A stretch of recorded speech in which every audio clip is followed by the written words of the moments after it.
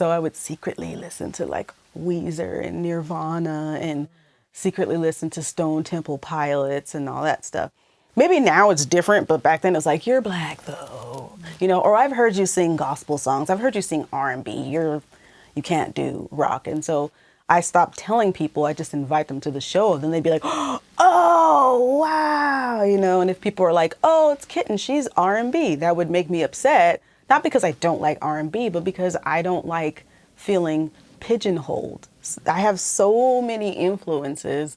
Also, just the fact that I'm a black woman doesn't necessarily automatically mean, oh, she's gonna shoe-bop and doo-wop. Like, maybe I might, but there's so much more to every person, you know?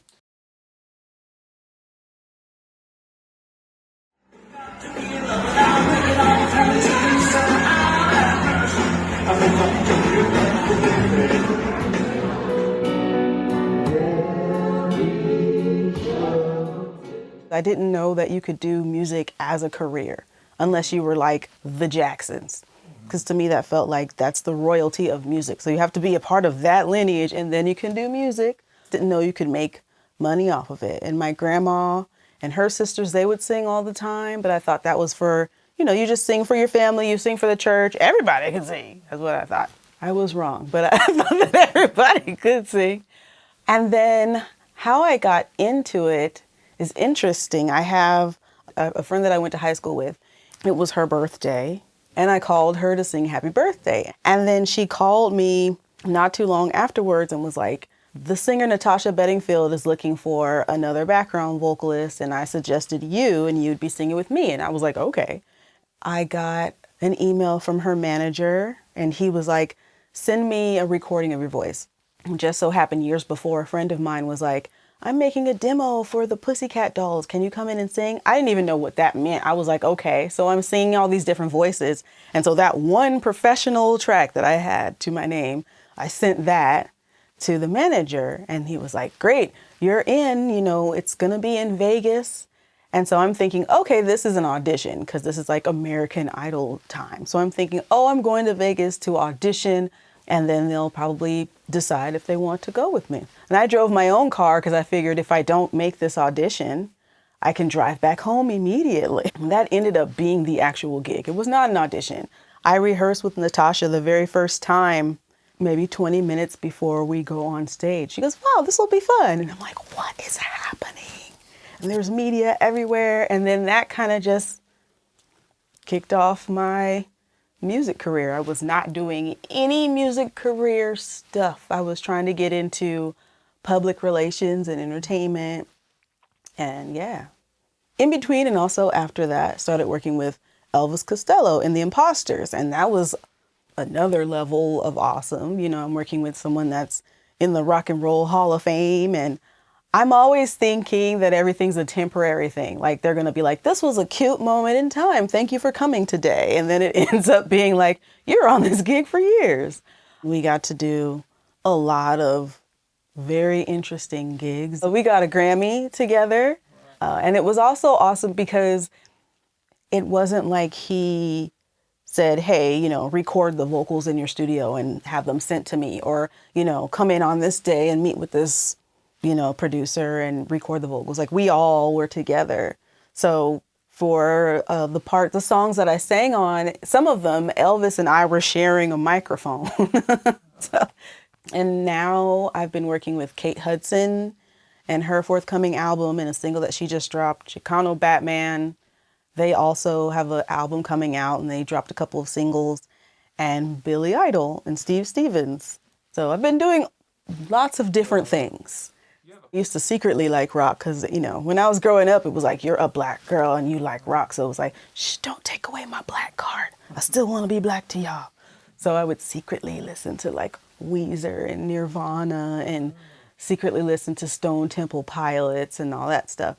I had a family reunion and it was like in Missouri or somewhere, Kansas, something like that. And I had my Weezer, had the Blue Album. And then I also had this group called Soul for Real, and they had a song called Candy Rain. So it was very, very R&B, like, my love, do you ever dream of, like that, right? And so When my cousins would be away, then I'm listening to like Say It Ain't So, like Weezer. And then when they come by, I'm like, switch it real quick, my love. Because I was like, I don't want them to know this other part of me. I don't want to be teased. So it's kind of always been, rock has always been somewhere there. And there were artists that I liked. Like I didn't realize that I really liked Kiss. Because when I was growing up, I was told that MTV, you could just like a hole opens up in the ground basically and you fall straight to hell. You know, you see Kiss and Kiss has all the stuff painted on their faces and like that's gotta be instantly demonic. Meanwhile, I loved Bill and Ted. Bill and Ted's Excellent Adventure, Bogus Journey.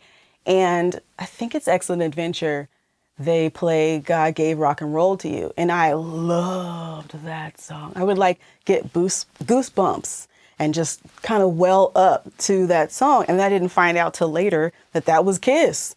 So I'm like, this whole time, my whole life, I've been loving like all of these big major like rock, artists. Oh, I want to add, since I brought up Kiss, I did get the opportunity to sing with Paul Stanley, which was like, yeah. I think growing up in a gospel background lends itself because rock and gospel are basically one and the same. Just one is singing about God and one could be singing about anything else but God. So gospel and rock really lend, so much. Like when you've got your gospel artist that's singing, oftentimes, especially the way that I grew up, they're really giving it to you. They're screaming, they're hollering, they're throwing back, they're, doing all this, which is the same stuff that rock artists do, Even metal artists, I feel like metal artists might be the only ones that are still, as far as more modern acts, that are still trying to give a little bit of something. When I first started, I had to convince people to come see me because it was rock. And they were just like, maybe now it's different, but back then it was like, you're black though. Or I've heard you sing gospel songs. I've heard you sing R&B. You can't do rock. And so I stopped telling people, I just invite them to the show. Then they'd be like, oh, wow. And if people are like, oh, it's Kitten, she's R&B, that would make me upset. Not because I don't like R&B, but because I don't like feeling pigeonholed. I have so many influences and music, just ideas that come into my head could be any genre. And also just the fact that I'm a black woman doesn't necessarily automatically mean, oh, she's gonna shoe-bop and doo-wop. Like, maybe I might, but there's so much more to every person, What's interesting is if those people like us that like all kinds of different music, when you look into who our favorites like, they like a lot of different genres of music, right? So like, for example, you have Chris Cornell, and he was known for Soundgarden, and he was known for Audio Slave. He's known for, just straight up rock stuff, maybe a little bit of bluesy, but for the most part, when he's with his bands, that's what he's doing. So then he does a cover of Billie Jean. Should he not do a cover of Billie Jean because his lane is rock? No, he can do it because he sounds great. He's inspired by Michael Jackson. I mean, I read an article that a while ago that one of his vocal inspirations was Ray Charles. And if you listen to his album Euphoria Morning, Chris's album, you can hear the Ray in there. You can hear the Ray Charles in his voice. So it's really frustrating when people try to, pigeonhole someone and say this is all you can do, when, like you say, creativity is everywhere. Well, the inventor of modern rock and roll, I'm gonna say her name so wrong, but I think it was like Mama Thornton. Let me look this up real quick.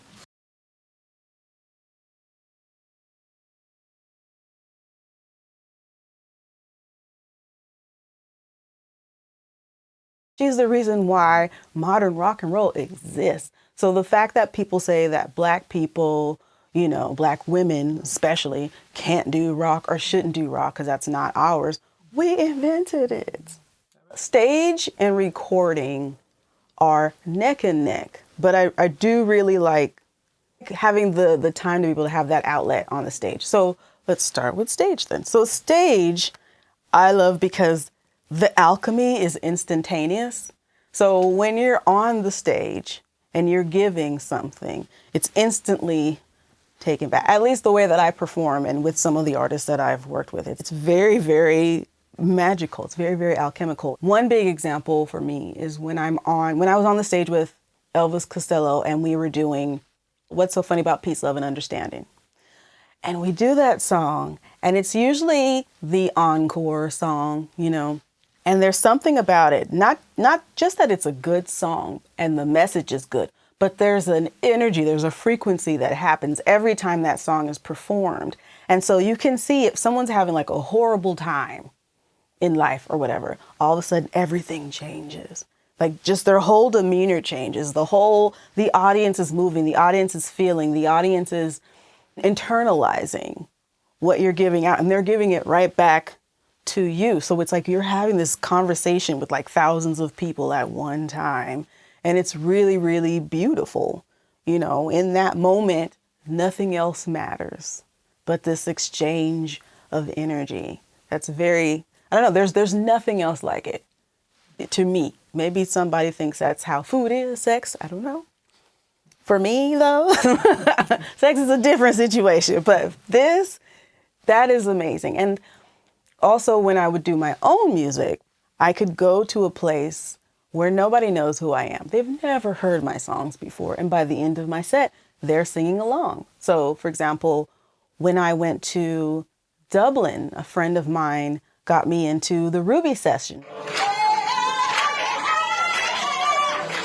here, but it's a very esteemed place. Like Hozier performed there, Ed Sheeran performed there. You can't just be this random person off the street that gets in. And my friend, who's wonderful, she was able to get me in. And I sang, and I had a friend that I met out there play guitar. Also because you're good, probably. Well, no, it's not only. I don't think yeah. she can get me in. Right. That probably added to it. Anyway, and so what was cool was at least the I don't know, proprietor, I don't know which year I am in, proprietor of the location was telling everybody you have to be quiet, which is nice. People could pay attention, focus. But I'm in a different country. These people do not know me. I start singing my song. They're paying attention. They don't have to sing along, but they are by the end of it. Everybody's a part of this same like alchemical, conversation, which is so beautiful. And you can't get that in the studio. The studio is, you do all the work, you feel everything. It's all straight inspiration, right? It's all inspiration, creativity. It's all putting the puzzle pieces together, and then you kind of put it out, wait and see. Whereas performance is like, let's go. Whatever you get is what you're going to get. And no other performance will be like this for a variety of reasons. And that is something that I love. The studio, like I said, I love putting the puzzle pieces together. I like harmonizing. I like arranging. I like writing. I like all that aspect where it's just whatever is in my head is coming out. And I have that time to kind of say, maybe let's try it again. Whereas being on stage is like, you only get one time. So if you go up there and reach the high note and it's like, that's it. That's all everybody's going to remember is that. So it's very adrenaline. There's a lot of adrenaline in that. Whereas in the studio, not so much. I do feel like I have been given a gift, and the pandemic even proved that aspects of this can be taken away. I could sing forever to my heart's desire, but as far as it being a career, that can be taken away for one reason or another. But I don't know, I think just I'm heart-centered generally. I mean, I'm still a human being. I'm going to make mistakes. I'm going to do messed up stuff sometimes, but not intentionally. But I mean, I feel like being an empath, I think a lot of creatives are empaths. Because that's why we create, because we feel things so deeply. And that is why, and we have to let it out somehow. So some people painting, drawing, singing, video, like filming, film directing, all that kind of stuff. We have something, we have a story that we want to share, or we have something that we feel compelled to do. And I think that goes hand in hand. And for me, oftentimes there's this other part of me that hopes that I can help somebody somehow. Maybe it's not me physically helping them out or giving them my money, because I'm not always in the position to do that. But maybe like there's something that I say, something that I do. Maybe there's a way that I express myself creatively that touches somebody else and inspires them. Like going back to what's so funny about Peace, Love, and Understanding when we perform that. There was this one time where we were singing it, we're getting into it, and I had my hands like this, like palms were out facing the audience. And it almost felt like I saw this person that was looking like I said, not having a great time. And I was kind of like pushing my energy out towards the whole audience, but towards them. And there was something about it that just all of a sudden they received it. And I'm not saying I'm Jesus and I'm healing people. I'm not trying to say that at all. But I'm just saying like most parts of me is very empathic. I care so much. Sometimes I feel like I care too much and it makes me mad. Like, stop caring so much. My core just wants the best for people. My core wants, I'm that like hippie, no more war person. That's me. I don't know how else to be. Like I want to cry thinking about it. But I feel like I transform that into art to the best of my ability, whether it is me doing my own music, me working with somebody else. I think that's what I do. And I recognize and realize that it is a gift that I have been given. And it's a choice that I make to share this gift with other people. And I can't control how people internalize that or how they might want to say, they might want to think I'm one way or another. I'm just existing and hoping to do my best here on this planet while I'm alive. So, yeah. There's a lot of just darkness in the industry because it's easy to manipulate emotions, feelings, Art is so subjective and art resonates with people in different ways. Art can make you want to break things. Art can make you want to hug everybody. That's what it can do. And they know like the value of that. They know that that's also currency. So they'll try to use that to manipulate people to negative ends. And so you can easily feel like I don't want to be in this industry because everybody's messed up. Everybody's cutthroat. Everybody's da-da-da. There are people that will use your name to get ahead. There are people that will forget you on purpose so they can, there's all kinds of things. However, I have met the coolest people. Elvis is one of them. Billie Idol is also another really, and Steve Stevens. I feel like I've been fortunate that most of the artists that I've worked with have been actually very cool people. And so to meet somebody at this, at the highest of the highest levels and see that they are human beings kind of reminds me that I'm okay.